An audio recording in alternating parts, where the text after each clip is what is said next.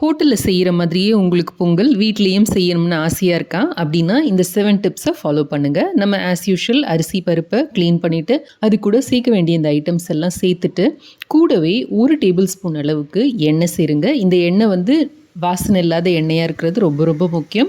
இதையும் சேர்த்துட்டு நல்லா வேக வச்சு எடுத்துட்டு நல்லா மசிச்சுட்டு அடுத்த டிப் இது கூட 1 டேபிள் ஸ்பூன் அளவுக்கு ரவா சேருங்க.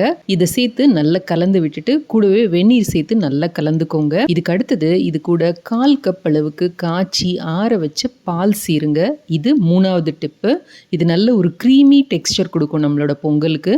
அடுத்தது மிளகையும் ஜீரகத்தையும் அப்போ பொடிச்சு போடுங்க. அப்போ தான் அதோட வாசனை ரொம்ப நல்லாயிருக்கும்.